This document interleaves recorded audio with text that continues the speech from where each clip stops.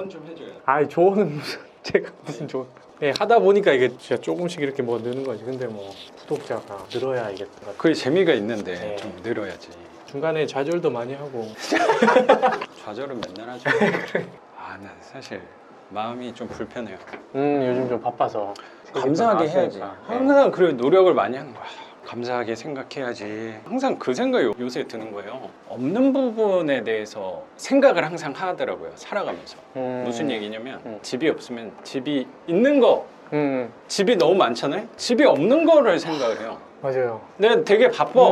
그럼 아예 안 바빴으면 안 바쁠 때는 바빴으면 이게 그게 그 책에 나와 있잖아요. 아 그랬나요? 네. 제가 그 구절을 또 얘기하려고 생각을 했었거든요. 그러니까 이게 사람이 주 5일째에서 뭔가 일이 줄어들면 주말에 대한 기대감이 쭉 떨어지잖아요. 그러니까 이게 맞아요. 내가 네. 열심히 일을 했기 때문에 주말이 즐거운 거지. 이게 내가 평일날 계속 이렇게 쉬고 있는데 주말이 맞아요. 당연히 기대도 안 되고 재미도 맞아요. 없고. 네. 근데 그 퇴사하고 굉장히 많이 느꼈던 부분이거든요.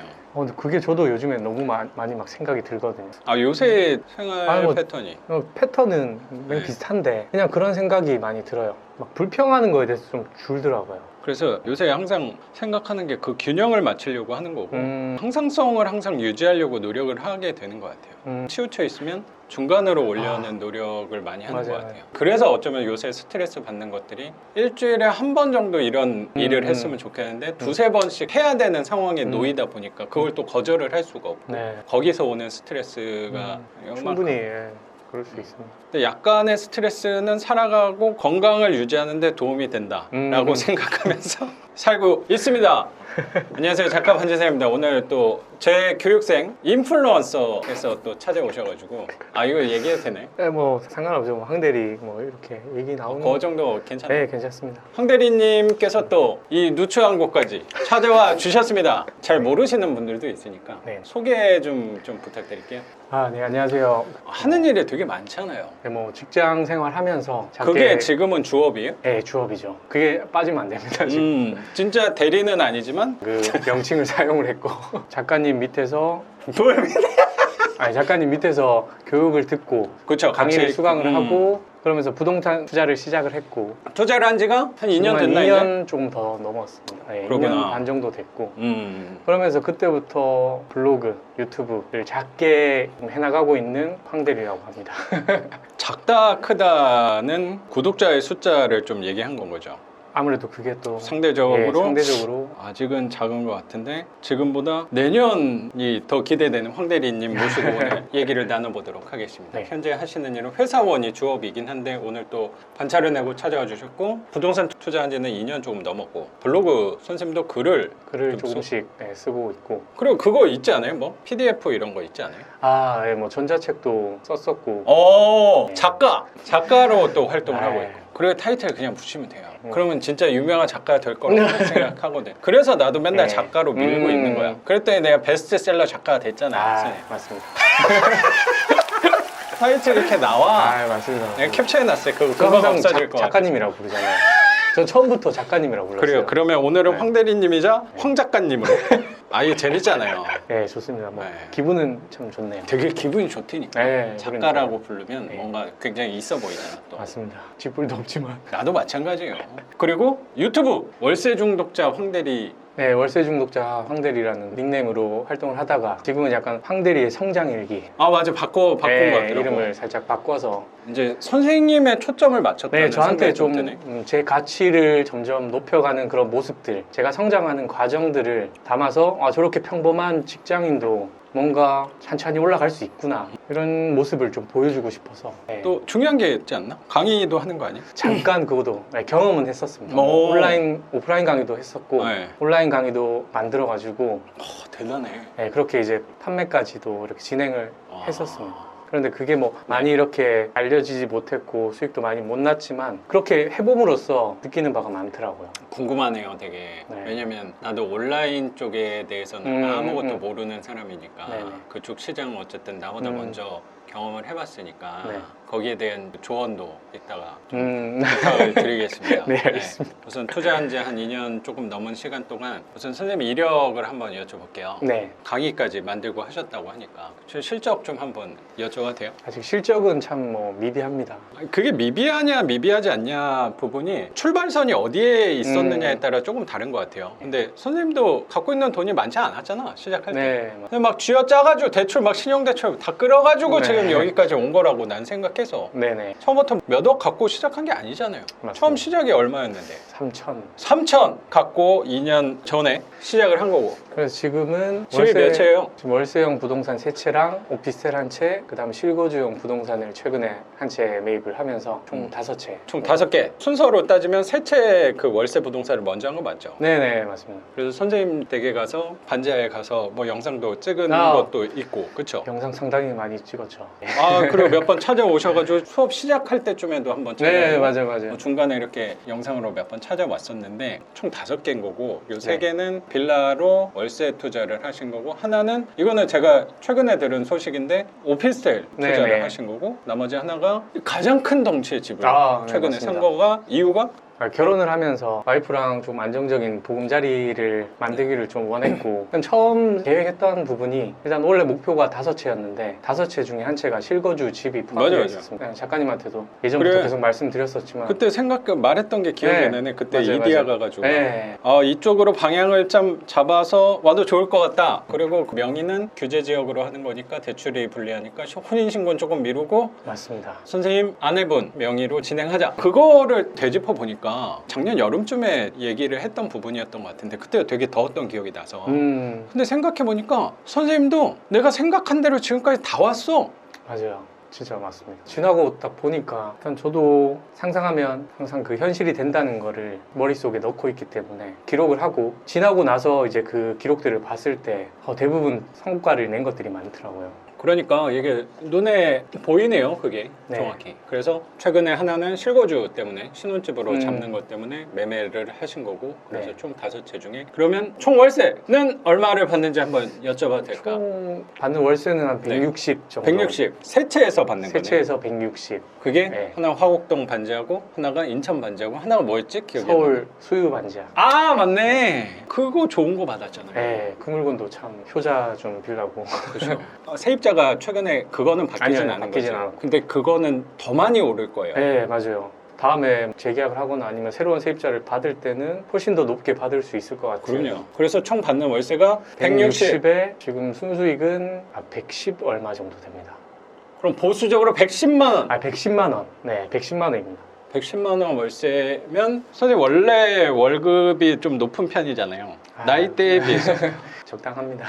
고액 연봉자지만 그래도 월세가 100만 원 정도 들어온다면 단편적인 금액만 보는 게 아니고 이게 한 달에 100만 원 위력을 저는 분명히 느끼셨을 거라고 생각이 들어요. 맞습니다. 월세라는 게 나한테 큰 힘을 가져다 주진 못하지만 확실히 심적으로 그러니까. 안정감이 생기고 그럼요. 내가 뭔가 새롭게 도전할 수 있는 그 추진력을 또 만들어 주더라고요. 맞아요. 거기에 내가 실패에 대한 어쩌면 두려움 같은 거를 약화시킬 수 네, 있다는 맞습니다. 생각도 저는 좀 든 것 같아요. 어쩌면 전에 회사 다녔던 상대적으로 구속받는 삶에서 저같이 겁 많고 두려움 많은 사람이 과감하게 회사 그만두고 나와서 지금 수업도 하고 유튜브도 하고 이렇게 선생님 같은 분들하고 얘기를 나누면서 살아갈 수 있다는 거 그 월세주는 저는 위력이 아니었나라고 저도 분명히 생각하거든요. 네네. 근데 그 위력이 분명히 느껴졌을 거라고 생각이 드는데 세 채 정도 하고 연락이 좀 뜸했었던 것 같은데 그때 네 번째 물건으로 오피스텔 네네. 전세를 또 했어요. 그거는 어떻게 하게 된 건지 좀 궁금해요. 저는 전세로 투자는 해보진 않아서 네네. 어떤 생각으로 요 근처 네, 맞습니다. 당산동 지주이신 네. 몇 평 있는 거죠. 제가 새 채를 이렇게 만들고 나서 그때 이후로 투자를 좀 많이 못했어요. 작년 한 하반기쯤부터 네, 하반기부터. 보다. 그때부터는 막 전자책 쓰고 바빴구나. 강의하면서 강의 준비하고 그다음 결혼하고 맞네. 정말 작년이 정말 바빴거든요. 하반기 그러네. 때. 그러면서 정말- 그러면서도 한 거네. 어떻게 네. 보면. 그래서 막 신혼여행 가서도 강의 계속 이렇게 혼자 와이프 앞에 놓고 연습하면서 훌륭한다. 한 번 100번은 했을 거예요. 그렇구나. 앞에 놓고 혼자 스스로도 계속 막 되뇌면서 이렇게 바쁘게 작년을 보내고 올해 초부터 다시 투자를 진행을 하려고 이제 월세형 빌라를 8번 정도 입찰을 계속 했어요. 입찰했구나. 네, 계속. 1월부터 뭐 한 4, 5월까지. 그런데 계속 배찰인 거죠. 수익률을 생각을 하고 소신껏 입찰을 했는데 낙찰가가 상당히 높더라고요. 맞아요. 그러던 찰나에 예전부터 조금씩 오피스텔에 대해서도 한번 경험해볼 필요가 있겠다라는 생각을 가지고 있었는데 마침 그런 정보들을 뭐 책이라든지 아니면 영상이라든지 이런 부분들을 접하면서 지금 이 오피스텔에 대해서는 상당히 좀 가치가 좀 저평가돼 있다라고 판단을 해서 주택 가격은 상대적으로 많이 올랐는데 오피스텔 네. 가격은 그 폭만큼 오른 부분이 좀 덜하니까 그렇죠? 네네 그쪽으로 시야가 넓어졌나 봐요. 상대적으로 가치가 좀 하락돼 있고 미래 가치를 봐도 뭐 역과의 접근성이라든지 뭐 세대수라든지 이런 것들을 고려했을 때 이건 가격이 절대 떨어질 수는 없겠다라고 판단이 들어서 네 번째 집을 오피스텔로 마련할 수 있었고 네. 그러면 앞에 3개 같은 경우는 경매로 낙찰을 받은 거고 네네. 오피스텔 네 번째 물건 같은 경우는 이거는 일반 매매로? 전세 갭으로 여기저기 막 전화를 좀 다 중개사하고 통화를 하고 괜찮은 매물을 발견해가지고 바로 그냥 전화상으로 가겠다 이렇게 하고 계약을 진행을 했습니다. 영등포의 노른자 땅인 여기 땅 너무 좋습니다. 교통의 요지에 또 네, 교통의 요지. 갭 투자. 갭이 얼마였는지 갭이 물어봐도 돼? 한 2천 정도 2천. 였는데 돈을 진짜 열심히 모았다. 열심히 돈은 모았다. 계속 나오는 것 같아. 이게 근데 제가 그렇게 씀씀이가 해픈 스타일도 아니고 해서 생각하고 막 모으진 않는데 네. 어떻게 보면 또 조금씩 모아져 있더라고요. 선생님 아내분하고 같이 네, 또 같이 또 모으니까 이게 또 돈이 불어나는 속도가 조금은 더 빨라졌다고 생각을 하고 그래서 지금 갭은 제가 올해 그 12월 그 세입자가 만기인데 올해? 네. 중간에 살던 거를 네네, 갖고 온 거구나. 일부러 짧은 거를 좀 선택을 했는데 지금 왜 일부러 짧은 거예요? 지금 2천 갭인데 그 가격보다 전세가가 지금 훨씬 오른다고 생각을 했기 때문에 근데 지금 이미 거의 매매가까지 다 올라왔습니다. 전세가가 거의 무갭으로 좀 회수되지 않을까. 실례가 안 된다면 얼마인지 물어봐도 돼요? 2억 초반대입니다. 2억 초반대. 2억 초반대에 네, 매매가. 2천 갭으로 샀는데 갭이 회수가 될 예정인 거네 올해 네네. 연말에. 지금 이미 전세가가 그렇게 높게 찍히고 그래도 있어서. 그쪽에 2억 초반이면 안 비싸네. 네, 저렴해요. 5호점 같은 경우에는 계속 실거주 집들을 봤었어요. 제가 월세로 2년을 더 살까? 진짜 투자자 마인드. 결혼하고 나서 네, 결혼하고 나서 상대적으로 평수가 작잖아요. 네, 지금 여기 평수가 전용 13평, 방 2개짜리 빌라인데 여기도 월세로 거주를 하고 있었습니다. 11월에 그게 만기가 되는데 2년을 더 월세로 살까? 아니면 실거주로 우리가 들어갈까? 계속 고민을 했었어요. 고민이 되죠. 네. 그런데 확실히 저희가 실거주로 마음을 굳힐 수 있었던 거는 아이가 생기면서 일단 아이가 나오면 출생신고를 또 해야 될 거 아니에요? 그렇죠? 그러면 혼인신고를 그 전에 좀 하는 게 낫지 않을까 그렇죠. 이런 생각이 좀 들어서 혼인신고를 하게 되면 와이프의 대출 사용은 완전 날아가 버리는 거기 그렇죠. 때문에 그러면 그 전에 무조건 실거주를 잡아야겠다 라고 생각을 했고 그렇게 물건들을 계속 알아보는데 이 시기가 또 어떻게 보면 저한테는 잘 맞았다고 생각을 하는 게 다주택자에 대한 뭐 종부세라든지 뭐 양도세 중과 배제 이런 부분들이 계속 생겨나면서 다주택자들이 매물을 조금씩 던지고 있잖아요. 네, 그런 상태에서 제가 물건을 저렴하게 금매로 잡을 수 있었다고 생각을 합니다. 양천구의 핵심 지역에 핵심 목동. 지역에 잘 들어가네요. 네, 집이 참 마음에 듭니다. 물론 아파트는 아니지만 너무 좀 만족스러운 집이었고 평수는 되게 큰 걸로 한 네, 거잖아요. 평수가 아파트 평형으로 치면 한 28평형 정도. 되게 크네. 방 3개, 화장실 2개짜리고. 2개예요? 그 2개가 너무 좋더라고요, 화장실이. 매번 같이 쓰는 게 또 약간 맞아요, 불편한 맞아요. 부분이 있는데 이제 곧 뭐 대출을 실행을 해가지고 8월에 그건 대출 받은 거고. 네, 그 아내 명의로 보금자리로 잘했네. 딱딱 잘 된 것 같습니다. 운이 좋게. 제가 선생님 얘기 듣고 느낀 게 몇 가지 있거든요. 아이가 태어난다는 부분 때문에 어쩔 수 없이 내가 제한 시간이 떨어져서 꼭 행동을 해야 될 수밖에 없는 상황에 놓인 것과 또 하나가 뭐냐면 나도 되게 비슷한 게 하나 있었어요. 뭐냐면 이걸 먼저 얘기할게요. 세금 관련해서 나도 의도치 않게 명의를 분리해놔야 된다는 생각이 조금 들어서 제가 결혼할 때 반지하가 한 10개? 그 정도 있었고 그때 좀 결혼을 하는데 명의를 왠지 분리해야 될 것 같아. 이거 반지하는 좀 부실 자산이잖아. 아파트보다. 와이프 명의로 서울에 제일 싼 아파트를 샀었고 와이프 명의로 했단 말이에요. 네네. 이렇게 하는 사람이 생각보다 없어요. 무슨 그쵸. 얘기냐면 결혼을 어차피 혼인신고 안 했잖아. 안 했죠. 뭐 법적으로 따지면 나도 그랬고 네. 그때 당시 선생님들 지금은 남남인 거야. 어떻게 봐. 맞습니다. 근데 부인한테 명의를 해준다? 아 음. 이거 아무나 못해. 아 진짜 뭐 별로 맞아요, 없어요. 맞아요. 네. 보통 공동명의야. 아니면 돈 내는 쪽에 음. 명의를 맞습니다. 갖고 한 사람이 대다수지. 혹시 모르잖아? 아유 모르는 거지. 근데 어제 저는 해줬어요. 작은 거지만 이만큼 있다 보니까 아, 뭔가 분리해야지 했는데 혼인신고 하게 되면은 선생님은 알지 모르겠는데 결혼하면서 갖고 온 집이 돼요.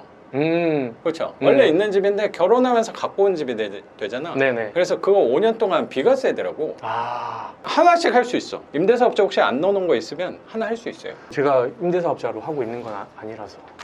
그러면 네. 비과세 하나, 선생님 와이프 하나 아, 그 비과세가 비과세가 돼요. 된다고요? 5년 동안. 어떤 비과세가 되는 거죠? 세대 합가로 인한 비과세. 아, 한번 알아봐요. 오. 아마 맞을 거예요. 그런 게 또 그건 안 있구나. 바뀌었을 거예요. 그 비과세가 제일 좋아요. 그건 아무나 못하지. 선 선생님이나 우리 같은 사람만 할 그러네요. 수 있는 거야. 와이프한테 당당하게 명의를 해줄 수 있는 맞습니다. 사람만 해줄 수 있기 때문에 와이프 갖고 있었던 아파트가 그때 샀던 게 15년도인데 지금 뭐 7년 정도 지나니까 사실 되게 많이 올랐잖아요. 아, 그렇죠. 5년 차 정도 됐을 때 그래서 고민을 되게 많이 했어요. 비과세를 받을 수 있었거든요. 하지만 나는 팔지 않았지. 나는 거기서도 원칙은 항상 지켰어요. 부동산은 파는 게 아니다. 팔면은 다시는 사기 어려워진다는 생각이 그 두려움도 있어서 네. 좀 그랬던 것 같아요. 근데 지금 돌아와서 보니까 그럼 한 2년 전쯤에 비과세 받고 팔 수 있었는데 저는 팔지는 않았어요. 뭐 내 생각에는 잘했다고 위로를 많이 하고 있습니다. 네네. 그렇게 생각을 노력을 많이 하고 있어요. 그래서 그 세금 쪽에서도 유리할 거예요. 그렇네요. 의도하지 않았는데 잘한 와. 거가 된 거지. 그렇네. 이거랑 연결시켜서 내가 하나 더 생각한 게 네네. 뭐냐면요. 내가 사실 요새 그렇게 살고 있어요. 선생님도 한번 참고를 해도 좋을 거라고 생각이 들어서 선생님이나 나나 비슷한 공통점을 갖고 있는 게 나는 많이 느껴져서 네네. 뭔가 노력을 뭔가 내가 뭘 해야지라는 생각이 상대적으로 없어요. 아예 없다기보다 예전보다 많이 없어진 것 같아요. 무슨 얘기냐면 선생님 최근에 했던 것들 있잖아요. 유튜브를 내가 해야겠다. 글을 좀 써야겠다. 그리고 강의도 만들었다고 했는데 특히 강의에서 내가 생각한 성과 그 결과보다는 부족하네 라는 느낌을 좀 받은 것 같아서 네. 그런 거랑 좀 비슷한 것 같아요. 뭔가 새로 해야지라고 생각을 별로 안 해요. 그래서 어떻게 살아가고 있냐면 세상이 내 외부 상황이 어쩔 수 없이 내가 이렇게 하게끔 과제를 내려주는 때가 있더라고. 네. 뭐 선생님 같은 경우는 내가 거주할 집을 더 월세로 계속 살아야 되나 아니면 사야 되나 매매를 해야 되나 했을 때 그래 아기가 태어나니까 어쩔 수 없이 집을 사게 된 거야. 그 명의도 와이프 명의로 하는 게 유리하니까 당장 또 살려면 대출이 필요하니까 네네. 그럼 무주택자 와이프 명의로 한 거야. 하다 보니까 이 세금에서 유리한 면이 저절로 막 고민해서 내가 분석해가지고 공부해가지고 한 게 아니잖아. 그렇죠, 그렇죠. 이렇게 뒷걸음치다가 비과세가 되는 거란 말이야. 어떻게 보면. 맞네요. 책을 쓰는 부분도 좀 비슷한 거라고 생각이 들고 요새 출판사에서 이렇게 푸시를 좀 한단 말이에요. 여기도 좀 출연 좀 해봐라. 인터뷰 좀 나가봐라. 하니까 내가 예전에는 어쩌면 나도 책이 나왔으면 노력을 좀 해야 되잖아요. 그렇죠. 이 책이 나왔다는 걸 홍보하는 역할을 나도 해야 되니까. 예전 같아서는 만약에 했으면 내가 연락을 먼저 했을 것 같아요. 연락을 뭐 안 하겠다 그런 건 아닌데 이 출판사에서 하라고 하는 거야. 근데 나는 별로 하고 싶은 생각은 그렇게 크진 않지만 이건 나한테 소임을 다해야 된다는 생각이 좀 드니까 최선을 다해서 행동을 해야 된다는 생각이 좀 들더라고요. 그 비슷한 것 같아요. 유튜브를 하게 된 것도 선생님은 내가 지금 이렇게 정체되어 있는 것보다는 뭔가를 더 해봐야겠다라는 생각으로 나는 시작한 것도 있을 것 같아요. 내가 좀 도움을 주는 사람으로 살아야겠다. 거창한 포부도 분명히 있었을 거라고 네네. 생각하거든요. 저는 유튜브 시작한 것도 그런 포부로 시작한 건 아니었던 것 같아요. 이거를 하고 있다는 걸 알릴 수 있는 방법은 유튜브 하나밖에 떠오르지 않아서 좀 접근을 좀 했던 것 같아요. 저는 선생님이 그래도 잘 흘러가고 있다는 생각이 좀 드는 게 내가 머리로 노력해가지고 공부해가지고 한 게 아니고 자연스럽게 내 상황이 요만큼 떨어지니까 움직이게 된 것들이 오히려 돌아보니까 잘 선택한 거였네 라는 경우를 저는 많이 느낀 것 같아서 잘 오고 있구나라는 생각이 저는 좀 들어요. 진짜 공감이 많이 되는 것 같아요. 최근에 좋은 글귀를 하나 봐서 내 블로그에다 쓴 게 뭐였냐면 네. 그 군주론 쓴 마키아벨리 있잖아요. 네. 그 사람이 분석을 했대요. 자기가 모시려는 왕한테 어떻게 행동했으면 좋겠다. 네. 조언을 담은 책이 군주론이잖아요. 군주들을 분석을 한 거야. 왕이니까 항상 나라를 통치할 때 중요한 결정을 할 일들이 되게 많잖아요. 네. 한 그룹은 고민을 엄청 많이 하고 선택을 내린 집단의 군주들, 그리고 한 집단은 예를 들어서 주사위를 그냥 골려서 사보다 작은 값 나오면 여기 선택하고 사보다 큰 값 나오면 여기 선택하고 연관성이 전혀 없는 비논리적인 방법으로 그냥 가볍게 선택을 한 거야. 근데 두 집단의 군주들의 한 5년 10년 후의 결과를 보니까 그 선택들이 별반 차이가 없었다는 거야. 그때 나는 되게 공감이 되는 거야. 이게 그러면서 느낀 게 그거예요. 내 앞에 주어진 선택들에 대해서 어떤 선택이 나한테 현명한 선택이고 올바른 베스트 최고의 선택일까를 생각을 좀 안 하게 됐어요. 그거를 정확히 적용시킨 게 내 책에서 그랬거든요. 내 쓴 거에 대해서는 어쨌든 이건 내가 해야 될 부분이니까 했어. 그래놓고 나는 난 사실 이거 마침내 부자라고 제목으로 하고 싶지 않았거든요. 근데 그 출판사에서 자기네가 뭐 분석을 뭐 나보다 더 열심히 했겠지. 이 마침내 부자라고 타이틀을 걸고 싶다고, 제목을 붙이고 싶다고. 그거 뭐 사실 제대로 얘기도 안 해줬어. 그냥 정해졌어. 근데 거기서 저는 월세 수업으로 사실 하고 싶었고 월세 수업으로 하겠다라고 거기서 한번 나도 배팅을 해본 거야. 네. 이렇게 한번 흘러가 볼까? 왜냐면 고민을 많이 해가지고 했던 선택이 항상 최선이 아니었던 경우도 되게 많거든. 좋았던 경험도 있겠지만 아니었던 경험도 있단 말이야. 그럼 이번에는 이 부분은 얘네가 선택해주는 대로 한번 가볼까? 그리고 제목을 그래서 출판사에서 좀 양보를 해가지고 그러면 부재는 좀 넣어주겠다. 월세 수업 이야기로. 네네. 그래서 좀 타협이 된 부분이 있는 거고 표지에 대해서 한번 색깔 5개 샘플 주면서 저거 고르래요. 저 보라색을 하지 않았어. 난 초록색이 좀 마음에 드는 거야. 맞아. 초록색으로 원래 그 시그니처 또. 그거 맞아. 난 초록색이거든. 그래서 난 초록색. 그런데 자기는 또 마음대로 신중하게 고민해서 저걸로 했기. 너무 잘 나왔다고 저는 생각하는데 책이 나온 지 얼마 안 됐지만 또 어떻게 될지 모르겠지만 더 잘 될 수도. 저 잘 되냐 안 되냐의 기준은 그 판매량이 있어서 내가 생각했던 선택보다 더 나을 수도 있겠구나라는 생각이 요새 조금 들어요. 굳이 걷다가 고집을 부리고 내 에너지를 쓰면서 그 사람을 설득할 필요가 없었구나라는 생각도 그냥 조금 드는 거예요. 맞아. 이게 저도 막 이것저것 시도를 하고 혼자 막 상상을 하잖아요. 그렇죠. 지금 이렇게 해가지고 맞아. 이런 식으로 준비를 해서 이런 결과물을 만들면 이렇게 나오겠다. 맞아. 그럼 그때부터 막 열정이 막 이까지 올라와요. 그렇죠. 그러면서 이제 막 잠도 안 자고 피곤한 것도 모르고 계속 막 몰두를 하는 거예요. 그때까지는 열정이 엄청 솟아나는 거죠. 어떤 느낌인지 알아요. 그렇게 해가지고 다 맞춰서 막 하잖아. 맞아. 그렇게 해가지고 결과물이 딱 나왔어요. 그리고 이제 반응을 딱 보는데 내가 생각한 반응과는 완전 반대인 그렇죠. 이거 막 조회수 막 뻥 뛰어가지고 한 10만회 막 100만회 이게 나와야 되는데 이 정도 품질이면 나는 그 정도라고 사실 생각하거든요. 선생님 영상이. 기대와는 너무 또 다르니까 엄청 또 내가 작아지고 좌절하고 실망을 하고 그러면서 또 의기소침해지고 이렇게 되더라고요. 그러니까 진짜 작가님처럼 이게 힘 빼는 게 정말 중요하구나. 그러니까 나는 힘을 너무 뺐어. 특별히 이게 정말 작가님이 대단하다고 느낀 게 이 꾸준함을 누가 따라오겠습니까? 진짜 이거는 그게 사실 요새는 어쩌면 부담감으로 좀 느껴지는 부분도 솔직히 있어요. 무조건 이건 올려야 된다. 그 중압감이 사실 꽤 있어요. 근데 요새 사실 노력하는 부분은 뭐냐면요. 그런 느낌을 좀 받아서 그런 것 같아요. 뭐냐면 선생님도 어쩌면 내가 한 노력한 부분에 대해서 좀 칭찬을 해주신 게 그거 같아요. 뭐냐면 내가 어쨌든 유튜브를 비교했을 때 나도 해봤단 말이야. 그리고 나도 해봤고 해보니까 저 부분이 생각했던 것보다 되게 쉽지 않구나를 느끼니까 요 사람 이거 칭찬할 만해. 잘했어. 어쩌면 대단해. 라는 부분을 얘기한 것 같아요. 그래서 나도 똑같아요. 사람들이 그런 공통적으로 나한테 얘기한 것들이 뭐냐면 꾸준함을 얘기했단 말이에요. 나한테 단 한 명도 영상미가 화려해, 품질이 좋아 이렇게 얘기한 사람은 단 한 명도 없단 말이야. 근데 내 생각에 선생님은 영상미가 좋다는 얘기는 아마 내 생각에 좀 들었을 것 같은데 그렇지 않아요? 아니? 평범하게 가고 있는 거 그래요? 나는 너무 잘했던데. 작가님 비해서 살짝은 이것도 상대적인 거니까. 상대적인 나는 그렇게 못하거든요. 그러면 난 생각하는 거지. 사람들은 내가 어쩌면 훌륭하고 대단하다고 판단하는 거는 어떤 요소 때문인가를 생각해 보니까 자기가 할 수 없는 거를 이 사람은 했다라고 하면 대단하고 훌륭하다라고 평가를 하는구나. 그 맞아. 평가라고 하는구나가 무슨 얘기냐면 이 속이 훌륭하냐 훌륭하지 않냐가 생각보다 중요하지 않을 수도 있어요. 보여지는 게 좀 중요할 수도 있어요.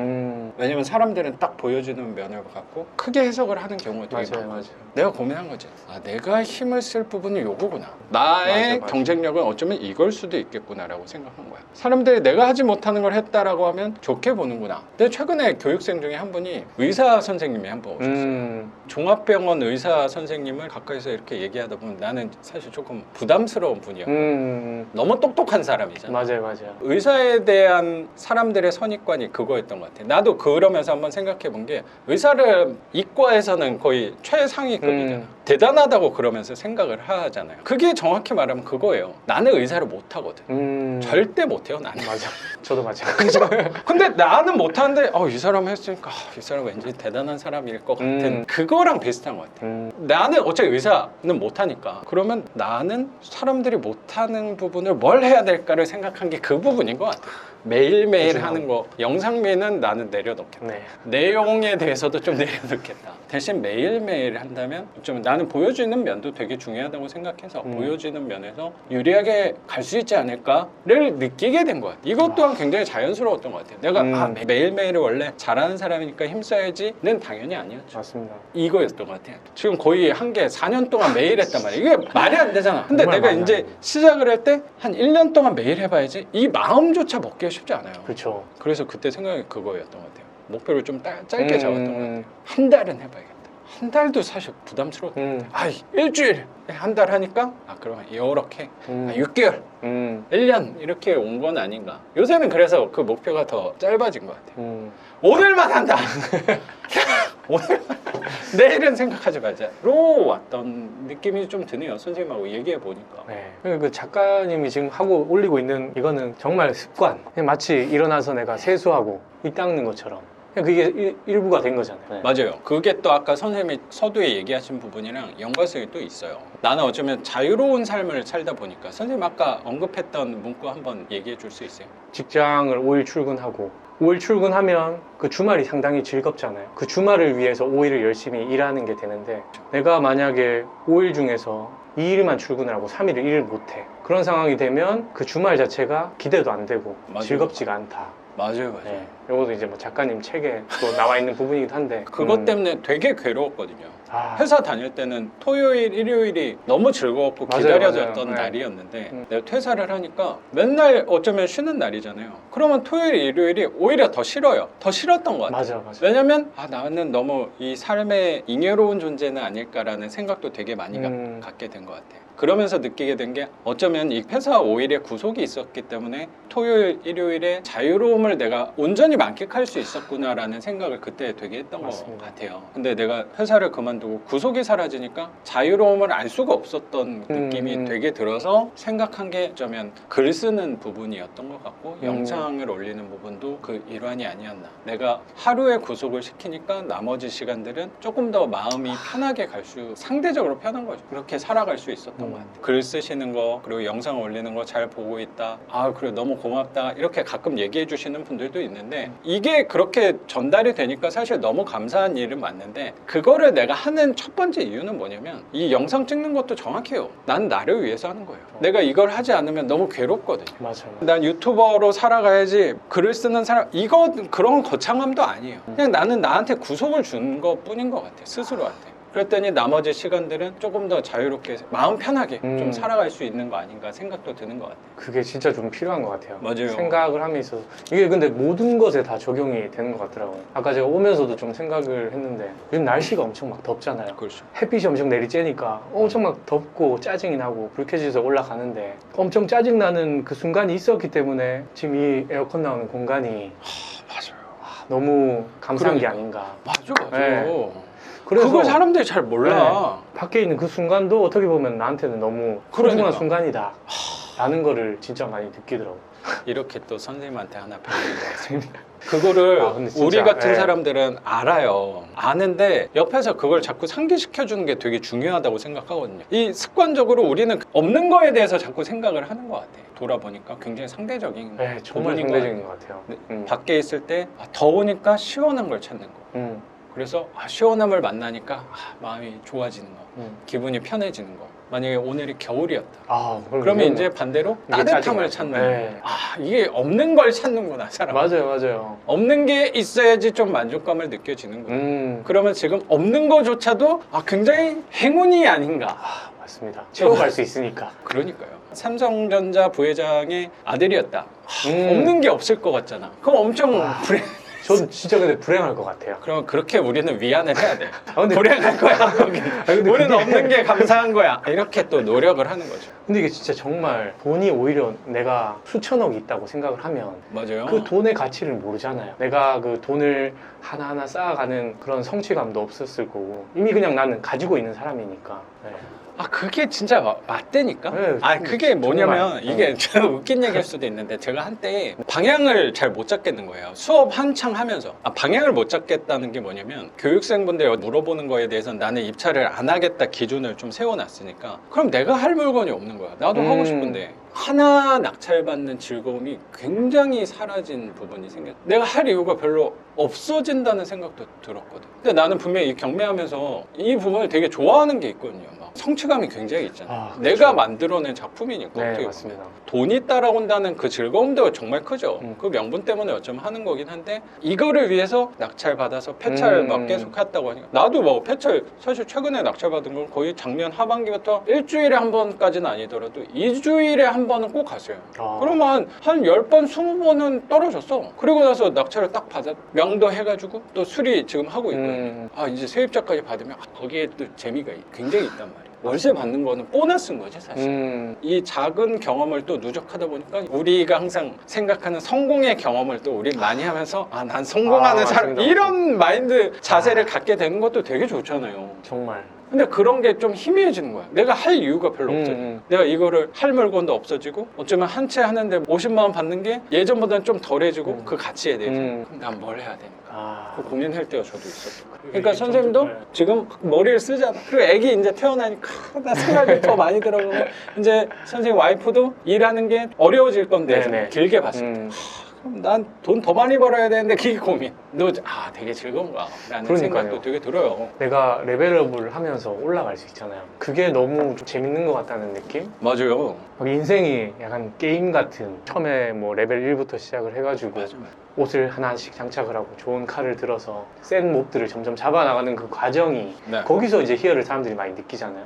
결국 이루고 나서는 뭔가 또 공허하고 그러면서 또 굉장히 공허하지. 높은 걸 또 자꾸 쫓게 되고 약간의 부족하게끔 나가는 것도 되게 중요한 것 같아. 선생님하고 얘기하다 보니까. 네 맞습니다. 다 채운다는 건 사실 이상적인 거니까 그거는 도달하기는 어렵다고 생각은 드는데 약간 부족한, 완전 부족한 사람은 아니잖아. 나 내일 밥은 못 먹네 이 정도 아니니까. 맞습니다. 우린 분명히 약간 부족한 게 되게 또 감사한 상황이라는 생각이 좀 되게 드네요, 선생님. 그래서 제가 또 처음에 이제 서울에 올라와가지고 살게 된 게 처음 고시원 2평짜리 고시원. 성공했네. 네, 그리고 네. 4평 원룸, 5평 원룸, 투룸 월세, 엄청 좋아. 그다음 3룸 이제 이렇게 28평 실거주 집으로 서울 목동에 이렇게 되니까 이거 성공했네 이 정도면. 너무 이제 지금 좀 30대 이 정도 했다 그러면 선생님 나이 또래 집 한 채도 없는 사람들이 수두룩한데 지금 집이 손가락이 손가락에 딱 맞네. 손가락에 딱 맞게 집 채수를 갖고 있다는 것 자체가 참 너무 감사한 거예요. 또 내가 이제 거기 들어가면 또 높이 또 바라볼 수 있는 것들이 있잖아요. 맞아요. 그러면서 또 내가 열심히 하루하루 또 살게 되고 그러니까 이게 하루하루가 자꾸 희망찬 것 같습니다. 거기서 분명히 부딪히고 힘든 부분도 있지만 내가 점점 나아지고 좋아지고 있다라는 그 희망을 보는 것도 되게 중요하다는 생각이 되게 많이 들어요. 그래서 저도 항상 그 목표와 희망에 대해서 생각을 저도 많이 하는데 말을 뱉기가 너무 부끄러운 그런 생각들을 많이 해놔요. 이건 부끄럽지만 내가 하나 이 책 쓰면서 생각한 거는 정확히 뭐냐면 나는 이 책이 마침내 부자가 전 세계에서 팔릴 거다. 그건 말이 안 되잖아. 근데 모르는 거 아니야. 그렇죠, 얼마나 그렇죠. 재밌어. 네, 그것도 즐거움이 아닐까 맞습니다. 라는 생각이 들어. 만약에 이 책에서 안 됐다? 그럼 다음 책에서 또 마음을 먹고 살아가는 것 자체가 즐거움이라는 생각이 들어요. 사랑한 재미라는 생각이 많이 맞습니다. 들어요. 왜냐면 아직 우리의 삶은 많이 네, 남았으니까. 아직 너무 많이 남았어요. 요새 그 생각이 좀 드는 거예요. 뭐냐면 아까 그 목표랑도 비슷한 것 같은데 이왕이면 크게 되게 잡아야 되겠다는 생각도 한편으로 조금 드는 게 제 네. 책이 출판사에서 막 기대를 많이 하는 느낌이 좀 드는 거예요. 온라인 판매 순위에서도 좀 높게 됐나 봐요. 네네. 검색을 하면 그 베스트셀러라고 이렇게 나와 있고 네. 이거는 마침내. 화면으로 띄우면 돼요. 아니요. 좀 이따가 책에 대해서 또 한번 얘기를. 예스24 같은 경우는 판매 지수가 딱 눈으로 보여요. 판매 지수가 맨날 보이니까 구독자 숫자 확인하는 거랑 조회수 확인하는 거랑 약간 비슷해요. 판매된 만큼 이렇게 자기네 기준으로 숫자를 적어놓은 게 있다고 하니까 그거를 사실 보게 돼요. 뭐 최근까지 계속 올라오다가 보게 되잖아요. 이제 저도 처음 나왔으니까. 그러면 마음이 되게 한편으로 되게 불편하거든요. 왜 불편하냐면 이 비유를 한번 해볼게요. 선생님이 예를 들어서 대한민국 월드컵 대표팀이에요. 선생님이 결승까지 올라가요. 거의 손흥민 정도 되는 사람이 예를 들어서 결승골을 넣었어. 승리를 한 거야. 우리나라가.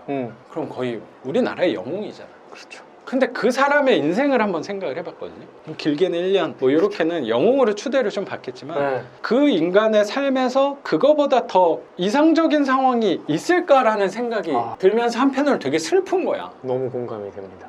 약간 그 부분이 요새 되게 생각이 드냐면 뭐 더 올라갈 수도 있죠. 뭐 우리나라에서 1위를 할 수도 있지. 맞아. 그럼 되게 재밌잖아. 그럼 뭐 몇 주 연속, 뭐 몇 달 연속 될 수도 있지. 좀 길게 봤을 때 지향점은 어디야? 결국에 떨어진단 말이야. 맞아. 영원한 1위는 없잖아. 언젠가 떨어질 거야. 그때가 자꾸 생각나는 두려움이 자꾸 있어요. 솔직히. 그때가 되면 상당히 마음도 공허하고 그렇죠. 허무하고. 그렇죠. 네. 그래서 내가 여러 군데 유튜버 분들한테 출연을 힘을 그렇게 안 쓰는 게 사실 그 부분이에요. 내가 지금 막 온 에너지를 써가지고 했는데 그럼 도움이 많이 되겠지. 책 판매량이나 내 구독자 느는 거에 내 수업에 영향은 분명히 좋은 영향은 되겠지만 거기에서 반작용 같은 공허함이 너무 클 것 같은 두려움이 있는 거야. 이게 진짜 근데 저도 너무 막 공감이 되는 게 어이구. 연예인들 중에서 막 이렇게 빛을 못 보고 전전긍긍하다가 어느 날 갑자기 막 역주행 막 떴어요. 그런 사람이 있죠. 그러면 온 대중의 스포트라이트를 다 받잖아요. 이러면 진짜 온갖 대중의 막 응원 댓글 막 이거 다 받고 칭찬 뭐 그다음 돈 명예 다 얻으니까 그때는 너무 막 행복하고 좋은데 그게 또 영원하지가 않잖아요. 그렇지. 물론 꾸준하게 뭐 유재석처럼 승승장구하는 사람도 있지만 한번 이렇게 떴다가 사라지는 사람이 너무 많다는 걸 많이 봤거든요. 그런 사람이 사실 훨씬 많은 거예요. 그러니까 예전에 이렇게 유명했던 화제가 됐던 인물이 있었는데 지금 요즘 TV에 안 나오네. 맞아. 뭐 근황 올림픽 이런 데 나오잖아. 엄청 또 힘들게 살고 있네. 뭐 이런 걸 또 보게 되고 이게 또 비단 연예인뿐만 아니라 유튜브에서도 한번 이렇게 유튜브가 빡 치고 올라갔어요. 저는 그게 너무 막 부러웠었거든요. 처음에는. 그런데 어쩌면 우리가 좀 바라는 걸 수도 맞아요. 있고 한편으로. 그런데 또 한편으로 이제 와서 생각을 해보니까 그렇게 빵 떴다가도 소리 소문 없이 사라지는 사람들이 많은 그렇죠. 거예요. 뭐 유튜브를 제가 한 번씩 여러 사람들 걸 뭐 검색해서 이렇게 보다가 구독자도 많아요. 지금 영상이 아예 그냥 끊기고 안 올라오고 있어요. 망했어. 그런 유튜버들이 상당히 또 많다는 거. 그 사람들의 이면에는 또 약간 공함이나 뭐 이런 것들이 또 묻어나지 않을까. 저는 한 늘상 얘기하지만 이걸 하면서 내가 어떻게 하면 더 주목을 받을까, 빨리 조회수를 올릴까, 그거를 생각하진 않을 수는 없겠지만 그 부분을 생각을 많이 내려놓으려고 되게 노력을 하는 것 같고 내가 어떻게 하면 오래 할 수 있을까를 생각을 훨씬 많이 하는 것 같아요. 그거는 제 삶의 전반적인 부분에 적용을 많이 하는 것 같아요. 그게 예전보다는 습관이 조금 더 많이 되는 것 같고 뭐 영상을 올릴 때도 어떻게 하면 내가 영상을 조금 더 편하게 하고 싶거든요. 더 편하게 매일 할 수 있을까 하면서 생각한 게 어쩌면 제가 몇 개월 전부터 영상을 한 번에 그렇죠. 그게 사실 사람들은 아마 눈치를 별로 못 채셨을 텐데 짧게는 5편에서 한 10편 정도를 모아가지고 뭐 풀버전 그죠. 올려달라는 요청도 있어서 네네. 좀 자연스럽게 하긴 했는데 그거를 하나 올리면서 제가 되게 편해졌어요. 그렇죠. 그러면 한 달에 한 3, 4일은 사실 쉬는 거예요. 어떻게 보면. 그렇죠. 내가 예전에 처음엔 자막도 달았다가 자막도 빼버렸어. 그러면 또 하나 편집하는 것도 더 많이 드니까 일이 자막도 엄청나죠. 빼버렸어. 그랬더니 나중에 사실 영상도 그렇게 오래 할 수 있는 방향으로 오게 된 것 같아요. 이렇게 영상 찍는 게 선생님이 오랜만에 와서 영상 또 찍자고 하는구나 이렇게 생각할지 모르겠는데 이렇게 영상 찍는 거 저 되게 오랜만이에요. 진짜예요? 내 영상 요새 많이 안 찍어요. 그렇구나. 그럼 내가 더 편해진 거야. 그리고 투자할 때도 정확히 똑같아요. 투자할 때도 어떻게 하면 내가 이거를 빨리 요만큼에 산 거 요만큼에 어떻게 팔아야지 생각하지 않고 어떻게 하면 내가 이걸 오래 갖고 갈 수 있을까? 그러려면 솔직히 말할게요. 네. 난 전세는 오래 갖고 가기가 쉽지가 않아요. 이건 맞습니다. 선생님을 무시하고 그게 전혀 아니야. 나도 똑같거든. 내 성향을 알거든. 아니, 저도 오피스텔 산 거는 장기적으로 생각을 한 건 아니고 좀 단기적으로 생각을 하고 들어왔던 그래요. 부분이 있어요. 나는 그런 재능이 사실 별로 없어서 거기에서 현명한 판단을 잘 내리지 못할 것 같아서 나는 그 관점을 아예 생각하지 않은 것 같아요. 맞습니다. 투자할 때도 이거 어떻게 하면 오래 갖고 갈까를 생각하다 보니까 그러려면 방법은 사실 싸게 사는 방법, 싸게 사야만 하는 이유가 생긴 것 같고 싸게 살려면 사실 선생님이 요 근처에 샀던 화려한 오피스텔은 손품 발품 열심히 팔았으니까 어렵게 또 찾은 부분이라고 생각하고 싸게 사는 거는 상대적으로 쉬운 그쵸, 건 그쵸. 아니라고 생각하거든. 남들이 관심을 좀 덜 받는 그런 상품으로 하게 된 것 같고 선생님한테 이따 좀 대안을 드릴 부분이 남들이 관심을 안 갖는 상품의 플러스 뭐냐면 남들이 관심 갖지 않는 지역이에요. 그 부분을 제가 어쩌면 좀 말씀을 드릴 수 있지 않을까 생각을 좀 갖게 된 것 같아요. 그러면 나는 오래 갖고 갈 수 있지 않을까. 거기가 지하철에 뚫리고 개발 호재가 생기고 빌라가 아파트로 바뀌는 거 좋죠. 하지만 나는 그게 첫 번째가 아니고 얘를 오래 갖고 가려면 월세를 받아야겠구나를 생각한 부분인 것 같아요. 결국에 진짜 성공하는 사람은 결국 지속할 수 있는 사람인 것 같아요. 맞아요. 그냥 단기적으로 뭔가를 나도 그걸 이뤄내는 게 느낀 아니고. 거예요. 네. 근데 그 작가님은 그렇게 다 하고 계시니까. 나는 성공의 축은 아니긴 한데 나도 어느 부분에서 어느 정도 선을 이룬 사람들을 성과를 이룬 사람들을 봤을 때 그 사람들은 우리가 눈으로 봤을 때는 이때 튀어나온 거구나 요때 해가지고 한 거구나라고 생각할지도 모르는데 그게 아니더라고. 계속 한 5년 10년 전부터 뭔가 했는데 그때 오히려 부각이 안 되는 거고 이게 뭔가 운이 좋아서 부각이 된 건데 이 사람이 계속 그동안 하고 있었기 때문에 운때랑 잘 맞아서 된 거라는 생각이 들면서 나의 운때는 언제가 올지 모르겠지만 그렇다면 나는 계속 해야겠구나. 그러면 그 시기랑 잘 맞아서 외부에서 나를 이끌고 가는 순간이 있지 않을까. 그게 선생님의 최근에 신혼집을 월세를 하냐 구매를 하느냐에 매매를 하게 된 것도 그런 부분하고 저는 맞다고 생각하거든요. 맞습니다. 제가 또 계속 거기에 대해서 준비를 또 했기 때문에 그렇지. 선생님이 이제 부동산 관심 가진 사람이면 못 사요. 절대 못 사죠. 무서워서 지금 못 사. 빚을 집값. 2억을 낸다고? 네, 집값 계속 떨어진다는 기사 나오지. 못 사지. 네, 대출 금리 계속 오르고 있지. 그렇지. 오히려 저는 이게 완전 기회라고 생각이 그러니까 들더라고요. 그래서 싸게 산 거잖아요. 네. 상대적으로. 그리고 원래 집주인이 얼마로 했는데 제가 한 4천 정도를 깎다시피 해가지고 매수자가 우위 시장은 분명하다고 생각이 좀 들었어요. 네. 알고 보니까 그분도 한 7월까지 그 목돈을 어디에 또 내야 되는 그런 상황이었더라고요.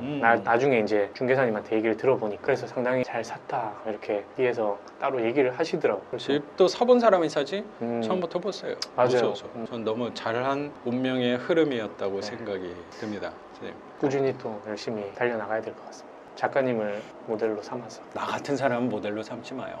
나보다 더 대단한 사람들이 많은데. 그래서 이 황 대리님께서 제 책 리뷰를 블로그에 열심히 좀 남겨주셔가지고 방송하게도 아닙니다. 책 얘기 한번 해보고 싶다고 말씀을 해주셔서 나는 그거 하면서 특히 황 대리님 같은 경우는 잘 맞을 거라고 생각은 좀 하긴 했어요. 근데 책이 소설책이잖아요. 여기 책 안에 그런 작가님의 철학이 상당히 좀 묻어나 있고 근데 책이 진짜 너무 한 구절 한 구절 신경을 많이 그러니까요. 썼어요 진짜로. 네, 여기에 좋은 구절들이 너무 많아서 읽으면서도 공감도 너무 많이 됐고 제가 투자하기 전 삶, 그다음 투자하고 한 발 한 발 내딛는 그 과정들이 그대로 막 녹아 있더라고요. 고맙습니다. 그래가지고 너무 막 좀 저에 대입하면서 읽었던 것 같아요.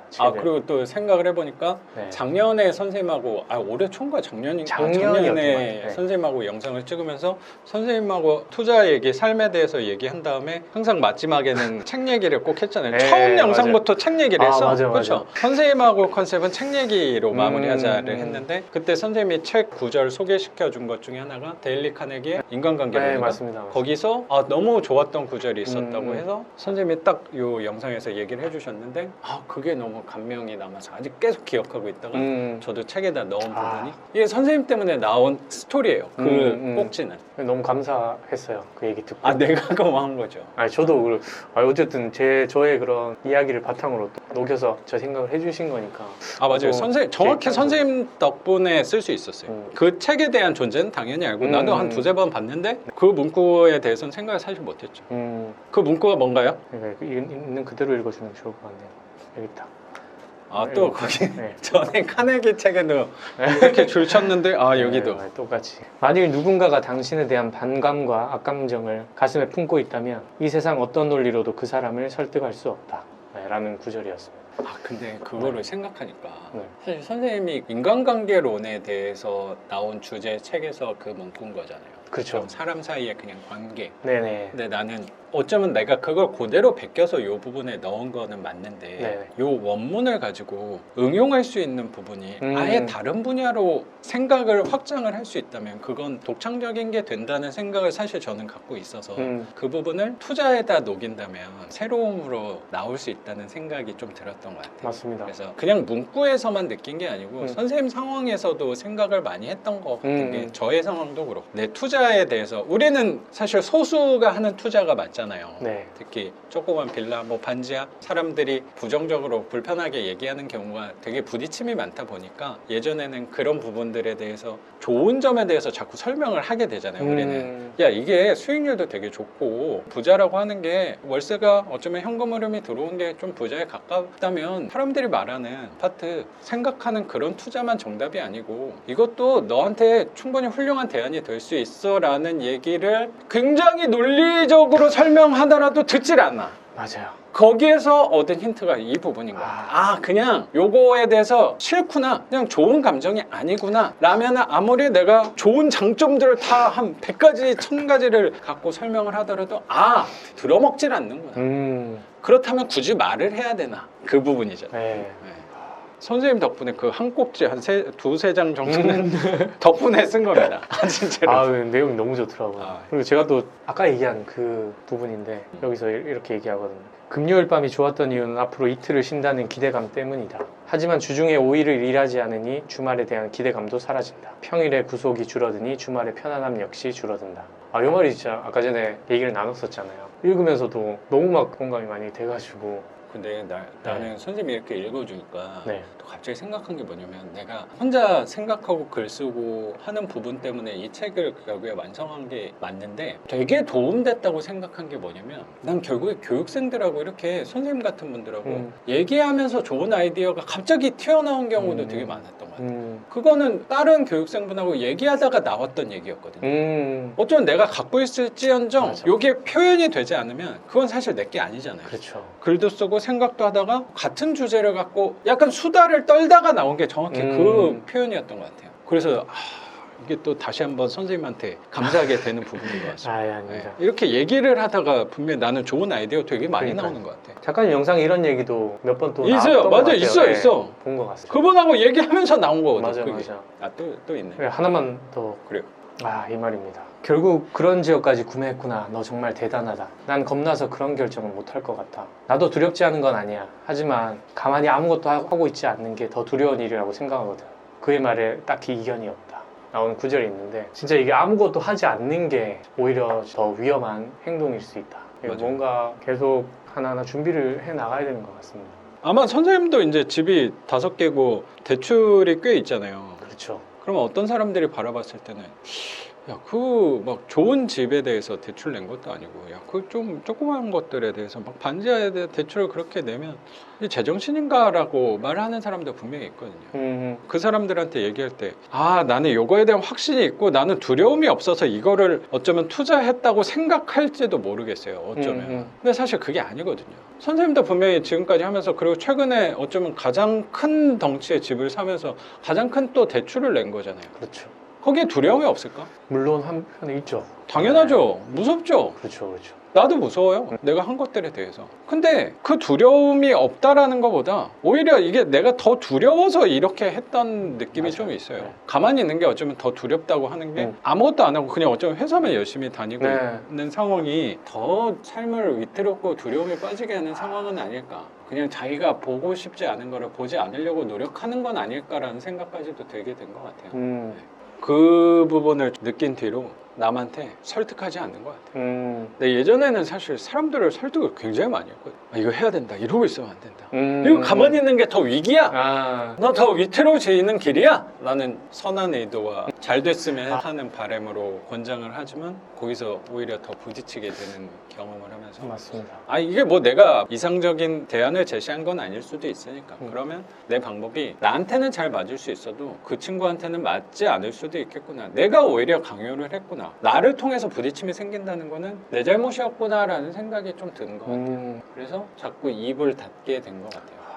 저도 이렇게 뭐 투자를 진행을 하면서 제가 어쨌든 뭐 작게나마 이렇게 뭔가 갇혀 나가고 뭐 유튜브도 하고 블로그 글도 쓰고 하면서 작게나마 수익을 발생시키고 하니까 아, 이게 정말 월급만으로는 세상을 살아가는 게 너무 힘들다. 그러니까 그 외적인 나의 가치를 올리기 위한 것들을 준비할 필요가 있다는 생각이 들어서 주변 뭐 친구들이라든지 가까운 지인들한테 자꾸 이렇게 막 얘기를 하는 거죠. 야, 너도 블로그 한번 시작해봐라. 유튜브 좀 해봐라. 그렇지. 좀 얘기를 하는 거예요. 물론 제가 성과를 많이 못 냈지만 어쨌든 이걸 함으로써 본인이 깨닫는 바가 있고 어쨌든 한 계단을 올라갈 수 있는 거니까 그러면 한 계단 위에서 조금 더 넓은 시야로 세상을 바라볼 수 있겠더라고요.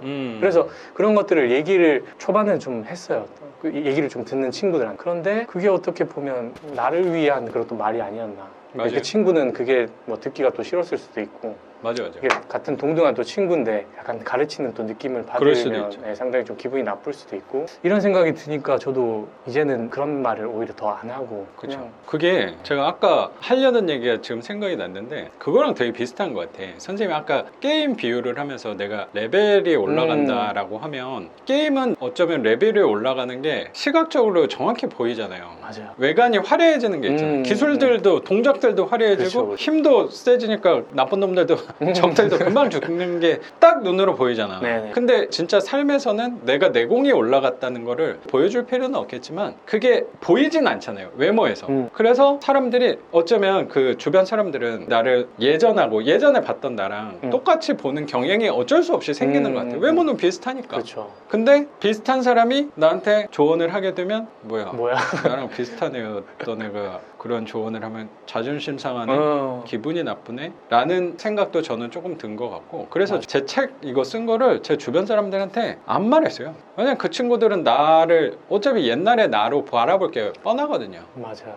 진짜 가까운 사람들은 어쩔 수 없이 줬는데 난 사실 그 친구들한테 주고 싶지 않았어요. 그리고 나는 이걸 진짜 자신 있게 왜 얘기하냐면 그 친구들은 어차피 내 영상을 안 보거든. 그래서 뭐 이거 욕하는 건 아니니까 난 진짜 주기 싫었어. 그건 진짜 나는 어쩌면 심하게 말하면 돈 낭비라고까지도 생각했어. 이거 사람들이 오해하는 것 중에 하나가 내가 선생님만 책 이렇게 보냈잖아요. 그거 나 돈 주고 다 사는 건데 작가는 몇 권 나오나 보네. 그런 거 없습니다. 나도 내 책 다 사야 된다. 근데 난 돈 아깝다고 생각했어. 어쩌면 걔네는 어차피 읽지도 않을 수도 있거든. 맞아요. 누구한테는 도움이 될 수도 있겠죠. 사람이 보이지 않는 레벨이 나는 존재한다고 생각해요. 내공 같은 게 진짜 존재합니다. 존재한다고 생각을 해요. 그런 게 좀 있을 거잖아요. 만약 1단계 사람이 있어요. 그 사람이 2단계가 되는 건데 1단계는 2단계를 알아볼 수 있다고 생각하거든요. 나보다 가까이 있는 사람의 한 단계 높은 사람이니까 저거는 배워볼만 하네 닮아가고 싶네 라는 생각이 들 수도 있다고 생각해요. 네. 근데 2단계에서 3단계를 올라가면 2단계 사람은 3단계 사람을 알아볼 수 있다고 생각해요. 맞아요. 근데 1단계 사람은 3단계 사람을 몰라요. 알아볼 수가 없어요. 그래서 1단계 사람은 3단계 사람을 뭐라고 하냐면 나랑 똑같은 사람이라고 생각을 해요. 쟤 이상한 얘기하네. 아예 이해를 못할 수도 있는 거예요. 공감을 못할 수도 있는 거죠. 그래서 내가 3단계 뭐 우리가 3단계 있다는 얘기는 아닌데요. 굳이 나에 대해서 내가 이만큼 배우고 내가 성과가 있다는 거를 알리고 싶지가 않아요. 요새는 2단계 사람은 알아보거든. 선생님은 알아보거든. 네. 어차피. 네. 그래서 굳이 힘을 줘야 될까에 대해서도 좀 생각을 놓게 되는 것 같아요. 정말 단계가 있는 것 같아요. 처음에 그 경매 투자를 시작을 안 했으면 제가 블로그 쓸 일이 또 없었을 거고, 블로그를 쓰다 보니까 그 다음 거 있는 이제 영상, 유튜브를 촬영을 해볼 수 있었던 거고, 맞아. 유튜브를 또 하다 보니까 사람들의 그 니즈가 생기잖아요. 그러면 지금 유튜브 하는 사람들이 전자책을 쓰네? 나도 전자책을 한번 써볼까? 이러면서 이제 또 전자책을 쓰게 되는 거고, 전자책을 쓰다 보니까 좀 팔리네? 강의를 또 이렇게 하네. 내가 강의를 해볼까? 내가 사람들 앞에서 뭔가 내가 알고 있는 지식을 공유해준다는 것 자체에 대해서 엄청 로망이 좀 있었거든요. 뭔가 너무 좀 행복할 것 같은 거예요. 그래서 오프라인 강의를 했는데 그 순간이 너무 막 즐겁더라고요. 시간 가는 줄도 막 모르겠고, 그 대화하는 그 순간이, 제가 얘기하는 그 순간이 너무 막 행복하고, 또 오프라인을 해보니까 온라인 강의도 한번 만들어 볼 수 있겠다. 이게 그냥 단계 이렇게 하게 되더라고요. 근데 만약에 제가 블로그도 안 해보고 유튜브도 안 해봤으면 아예 뭐 전자책이나 강의 자체는 아예 생각도 못 했겠죠. 그런데 내가 요 밑에 단계의 것들을 해봄으로써 다음 것들을 생각할 수 있지 않았나 생각이 듭니다. 선생님 이제 이 네. 이야기를 연결해서 네. 조금만 더 얘기를 하면, 그렇게 하다가 강의하고 그 강의 플랫폼도 하나 네네. 온라인에 네네, 있잖아요. 네. 근데 그거에 대해서는 어때요? 나는 네. 온라인을 안 해본 네. 사람으로서 근데 저는 시장을 먼저 네. 접근해봤으니까. 접근을 했는데 어쨌든 저에 대한 가치 자체가 아직 시장이 많이 알려지지 않았고, 제 스스로 입증을 아직 많이 못했다는 생각이 들어요. 그래서 그걸 또 해봄으로써 느낀 게, 지금 나는 지금 그걸 할 단계가 아니다 라는 걸 오히려 또 깨닫는 계기가 됐던 것 같아요. 그래서 오히려 나는 지금 내 가치를 올리는데 초점을 맞춰야겠다 라는 생각으로 판매하는 것들에 대해서는 이제 일체 생각을 안 하고, 그냥 내가 점점 발전해 나가는 모습들을 더 담고 제가 계속 가치를 좀 높여가야겠다. 그래서 지금은 뭐 글쓰기라든지 독서에 자꾸 포커스를 맞추고 있는 것 같아요. 내실을 조금 더 다져야겠다라는 그러니까 이게 생각이 들었나 봐요. 확실히 그 본인의 팬층이 확고하면 그런 뭐 온라인이나 오프라인 부분에 있어서도 수요층이 생기지만, 그런 게 갖춰져 있지 않고 뭐 내실이 드러나지 못하면 그 부분에서도 성과가 미비할 수밖에 없더라고요. 그럼 저한테도 조언을 좀 해줘요. 온라인은 어떻게 하는 게 좋을까? 하는 게 좋을까? 안 하는 게 근데 좋을까? 작가님은 지금 하시는 그 방식 그대로 그냥 가시는 게 낫지 않을까. 네. 왜 여쭤봤냐면 나는 별로 할 생각 없어요. 그죠. 뭐 그럴 것 지금은 같아요. 근데 생각 없어요. 예전부터 이미 또 계속 제의가 왔었잖아요. 뭐죠? 최근에도 제의가 오고 네. 그러긴 하는데, 그런데 지금 가시는 방향이 확실히 저는 작가님이랑 잘 맞다고 생각이 들고. 그리고 이게 난 왜 온라인으로 또 하고 싶지 않냐면, 난 솔직히 말해서 내 수업이 난 아까운 부분도 있어요. 그러니까 그것도 나 있는 것 이거를 박리담회로 팔고 싶은 생각이 맞아, 전혀 맞아. 없어요. 그냥 그 뭐 부분도 확실히 저는 많이 공감이 되는 것 같아요. 작가님의 그 강의 자체를 온라인으로 풀기에는 좀 또 그렇죠. 좀 안 맞는 게 있죠.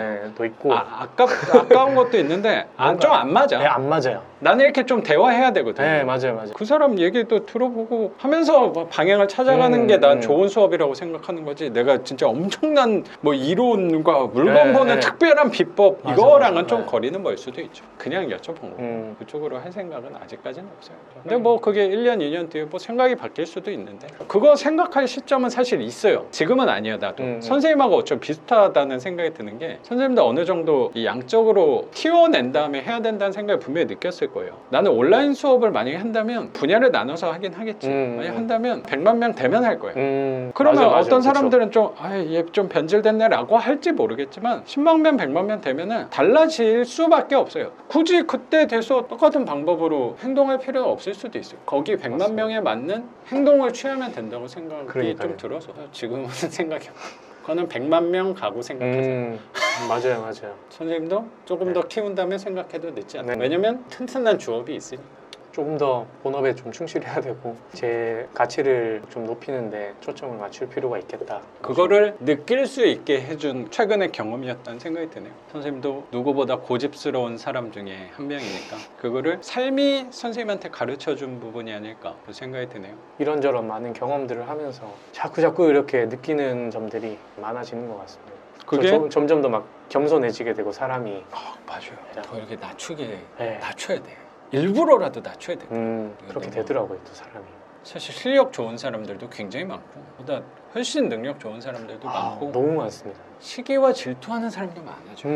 내 적들도 많아지기 때문에 더 낮춰야 돼. 맞습니다. 난 잘 몰라. 난 바보야. 나는 이 포지션. 작가님이 진짜 아주 정말 멋진 포지션을 가지고 계십니다. 그러니까 허술한 척 연기하는 거예요. 저 굉장히 막 철두철미한 사람일 수도 있어. 근데 난 잘 몰라요. 이렇게 가는 걸 수도 있어요. 네, 맞습니다. 그래요. 선생님 오랜만에 봤죠. 되게 한 8개월 정도? 그렇게 됐구나. 9개월 정도 된 것 같습니다. 진짜 오랜만에 만나서 얘기했는데 어제 본 거 같은 맞아요. 사람처럼 얘기를 또 편하고 즐겁게 얘기했다는 생각이 들고, 선생님 또 그동안 투자했던 거 앞으로 계획에 대해서 또 같이 우리 구독자분하고 공유해 주신 거 감사하게 생각합니다. 선생님. 네, 감사합니다. 황 대리님과 다음 영상은 제가 다음에는 황 대리님 영상에 좀 출연해서 만나 뵙는 걸로 하고, 감사합니다. 오늘 영상은 여기서 마치는 걸로 하겠습니다. 작가 반지상이었습니다. 감사합니다. 감사합니다. 고맙습니다, 선생님. 감사합니다. 선생님 투자 방향에 대해서 좀 얘기 좀 해볼까? 네. 남은 시간은 한 좋습니다. 30분 남은 거죠? 네, 아직 시간 뭐 여유롭습니다.